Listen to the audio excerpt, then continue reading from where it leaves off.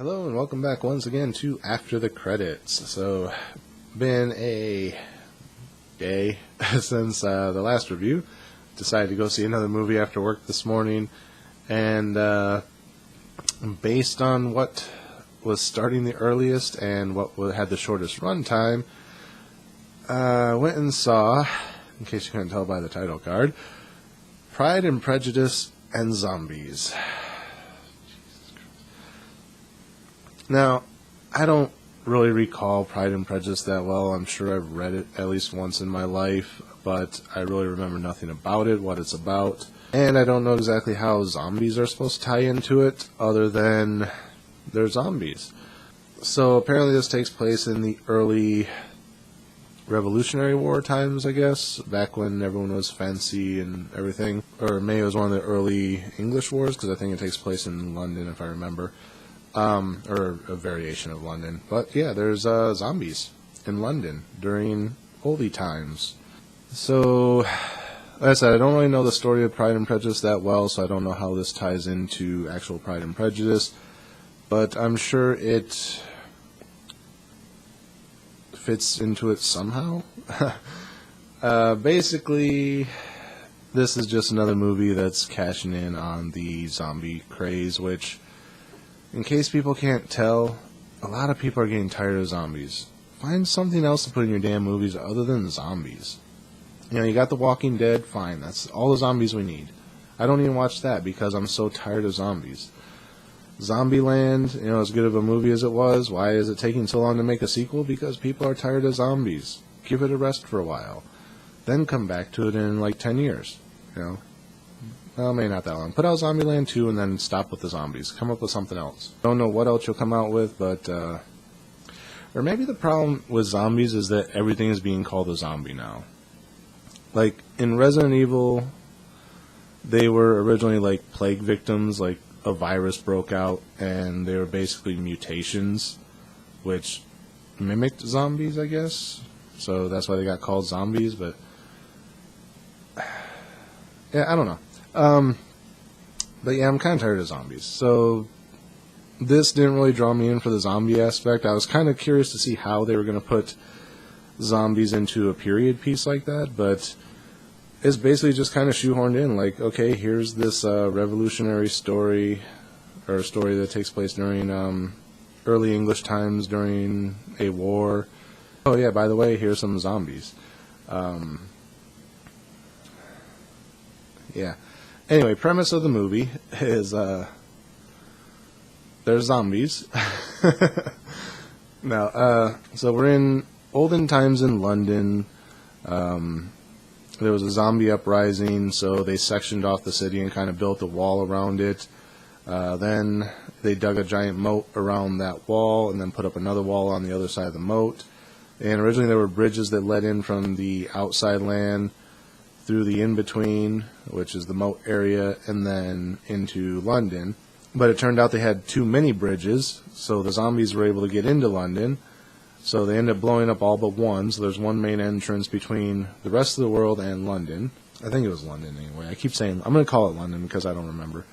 But yeah, so apparently when you become infected with the zombie virus, like if you get bit or whatever, you'll stay human for a long time. And then even after you turn into a zombie, you still maintain your human-like appearance until the point that decay would normally set in, and then you start to fall apart. Like, most of them, they have, like, lesions on their face where it's like they kind of scratched themselves and, like, their skin just kind of gave away or whatever.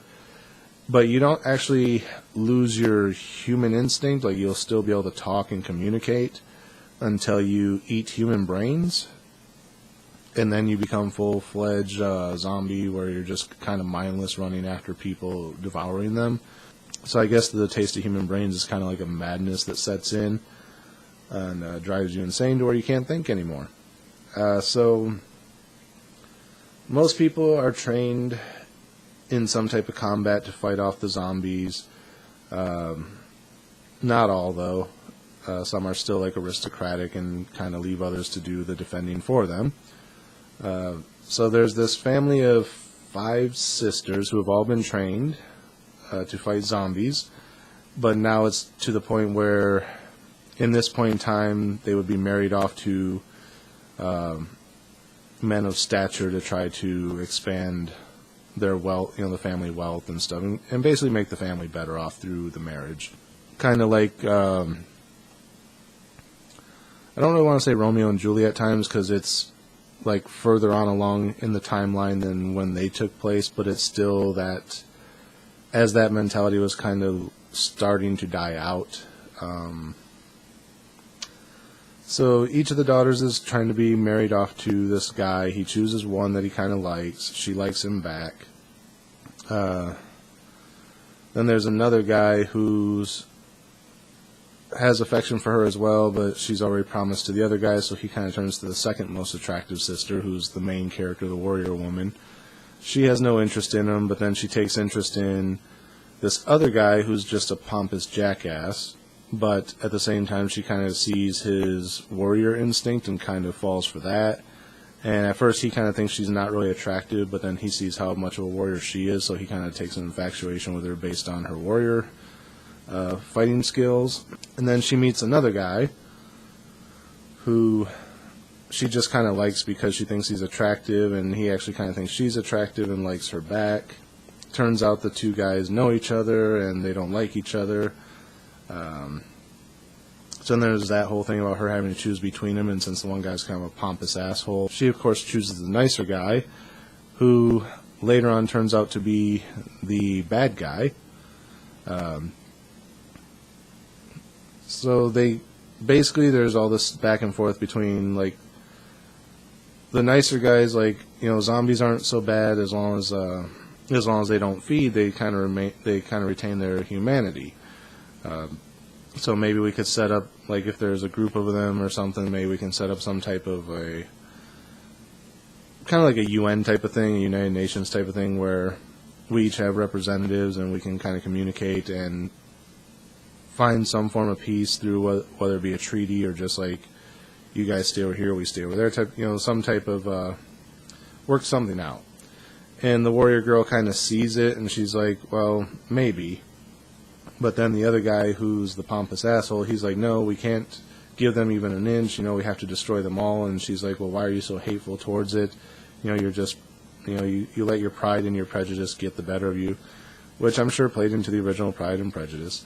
Then he kind of goes off to war against the zombies, and he leaves the girl a note kind of explaining, I know I may come off as a pompous asshole, but I have my reasons. This is why I don't like this other guy, because he did this and this and this.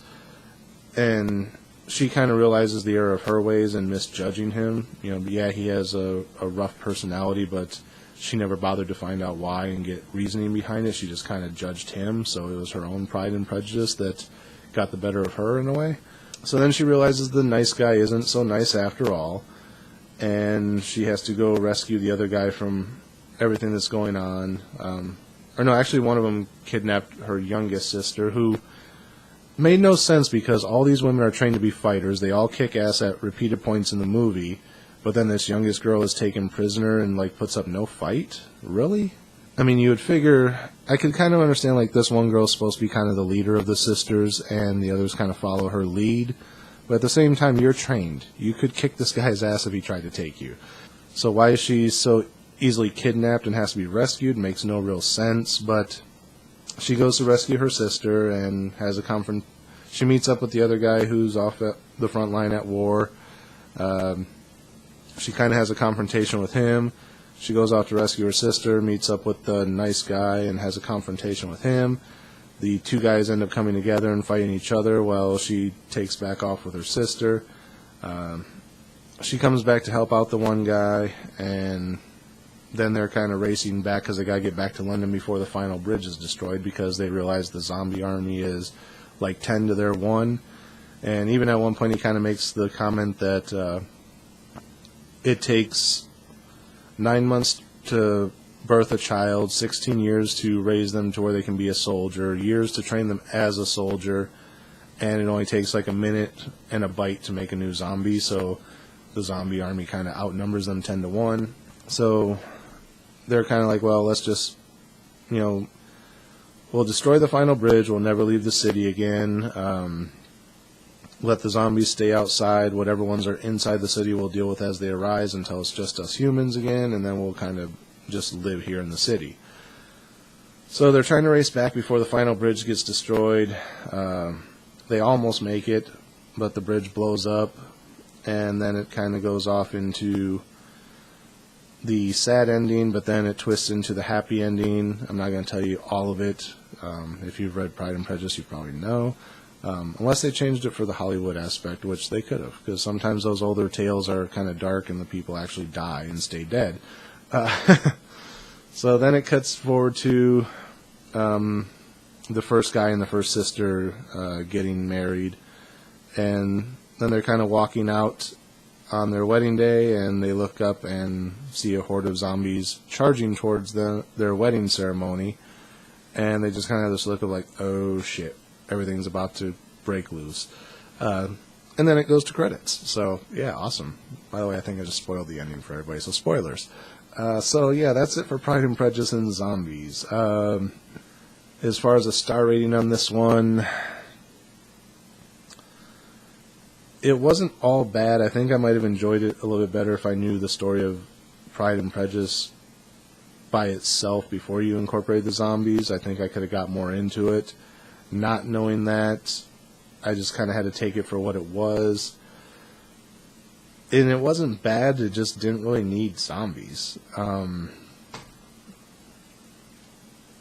Had this just been the story of Pride and Prejudice and it played out the same way, like, and just had like this opposing army and this guy kind of being a double agent for the opposing army and the other guy being prejudiced against him because he knows he works for the other army or whatever, it would have been a decent enough movie. To throw in zombies, like I said, they're just trying to cash in on the zombie thing. But other than that, it wasn't that bad of a movie.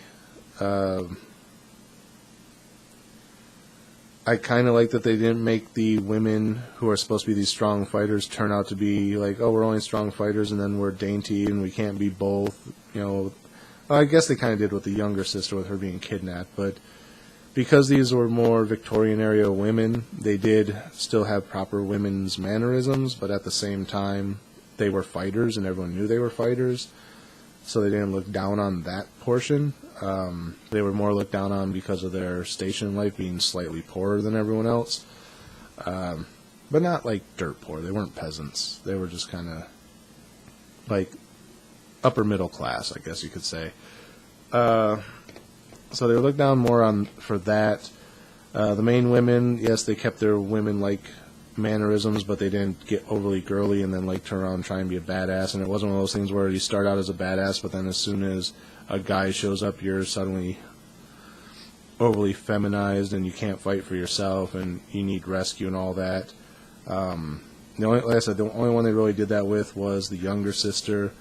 The first sister who was chosen by the other guy, she was still a girl, but she still kept her warrior ways. The other girl, the second choice one, the leader of the group, she was just straight out warrior woman. She still kept her womanly ways, but she never turned away from being a warrior. She actually turned down proposals because she's like, I'm not going to give up who I am. So this is probably one of the strongest proponent of women being strong characters movie that I've seen in a long time. But again, that's not enough to really save it from anything. Because like I said, they did kind of turn that around with the younger sister. Like, oh, I'm just as badass as all my other four sisters, and here I am being kidnapped by a man, and I don't even bother trying to fight him.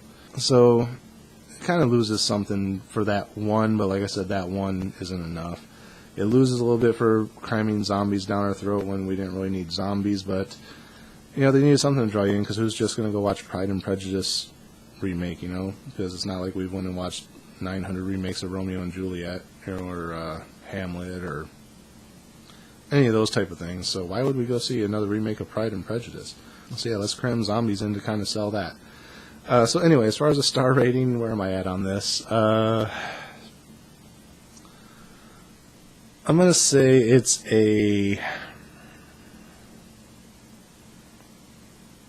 I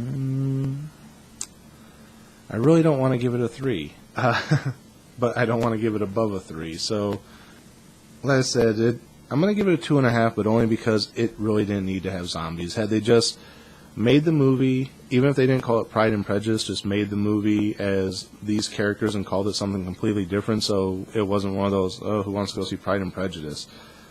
Just make a movie and call it whatever. You didn't have to cram zombies down our throat. It didn't add anything to the movie. In fact, it kind of took away from the movie, because I think I would have enjoyed the movie more had it just been the straight up story and a period piece and not had the whole zombie aspect into it. But then again, I might not have liked the girl characters as much, because they probably would have been overly feminized because of the time, instead of having a warrior fighting skill. So that's why it doesn't drop all the way down to a 2 because of that. So overall, it's a middle-of-the-road movie. Like I said, I enjoyed it, but probably could have enjoyed it more. So, and the overuse of zombies is the only reason I'm knocking it down to a 2.5. Other than that, it's middle of the road. Go check it out if you like zombie movies, or if you just like period pieces, or if you like Pride and Prejudice, or if you're just curious, check it out. You might be able to sit through it. I'm not going to say that I enjoyed it. I mean, it wasn't bad, but it could have been better. But at the same time, I don't feel like all my time was wasted. There were parts of it that probably could have been trimmed down a bit, but other than that, yeah, it is what it is. So 2.5 on this one, but close to a 3, like 2 3/4. How about that? Even though I don't do 3/4 marks, but it's in that range. So yeah, that's it for this episode. Again, as always, thanks for watching. Remember to like, comment, rate, subscribe, and share the video. Hopefully links are in the description this time. Don't know. I'm bad at doing things like annotations, longer descriptions, all that stuff. I just keep forgetting to do it, and I'm too lazy to go back and do it after it's already posted. But at some point I'll put up a generic one I can just copy paste. So until then, again, as always, thanks for watching, and until next time, we'll see you after the credits.